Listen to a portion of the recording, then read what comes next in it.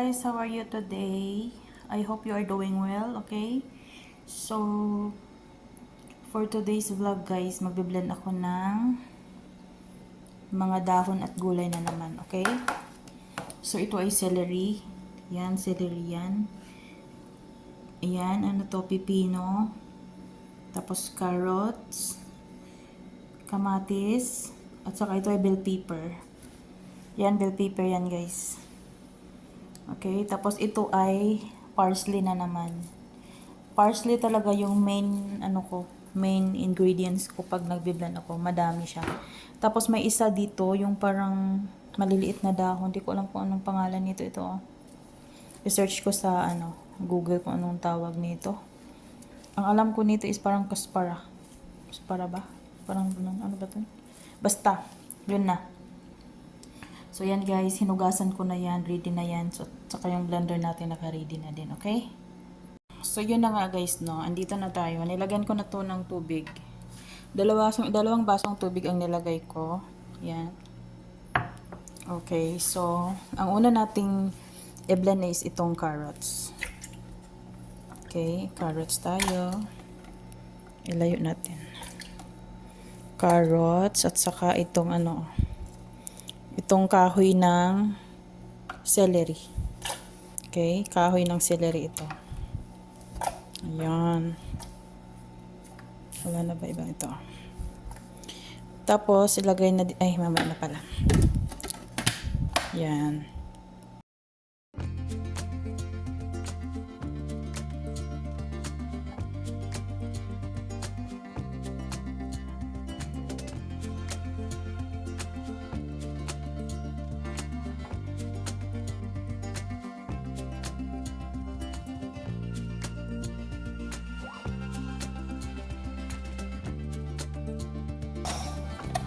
So, ang next natin i-blend ay itong green bell pepper.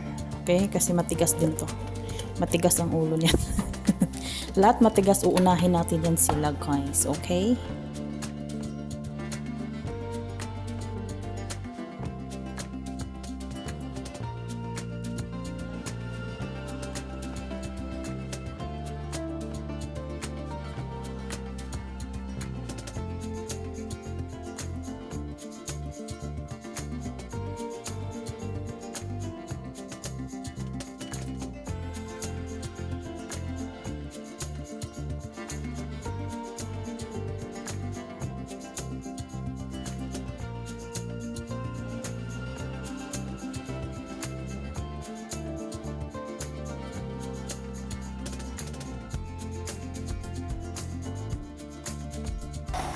So, okay. So, after pipino is ito na. Ating beautiful kamatis. Ayan. So, hindi siya nahirapan kasi hindi natin sinabay-sabay.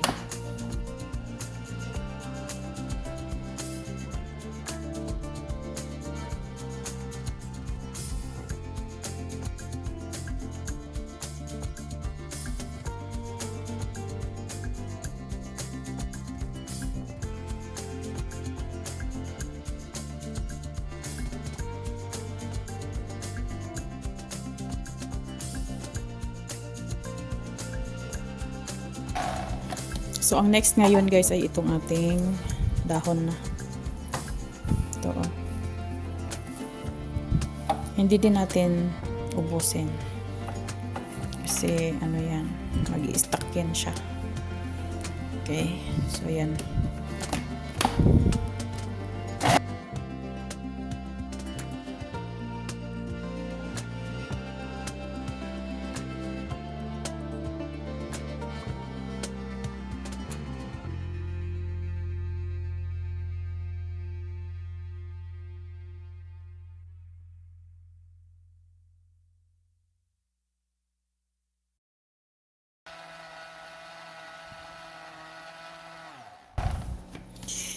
Okay, dinamihan ko siya guys kasi 3 times a day na ako umiinom.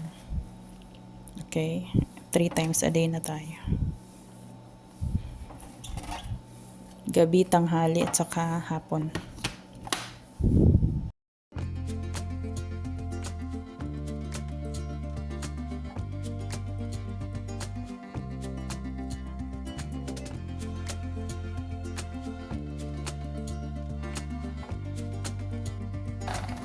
Okay, ito ang last salang.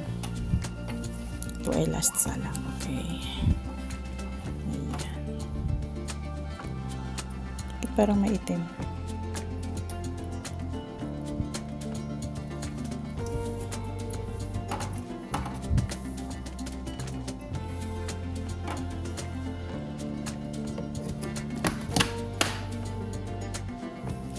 So, ayan na guys.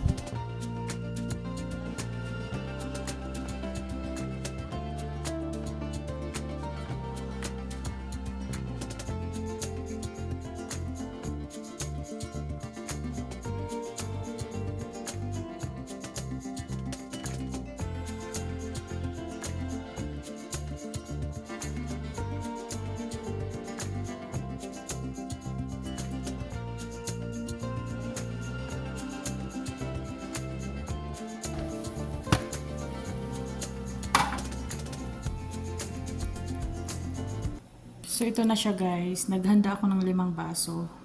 Kasi ito, inumin ko to ngayon. Tapos bukas. Tapos sa tanghali. Tapos sa hapon. Tapos before ako matulog. So, good for tomorrow ito.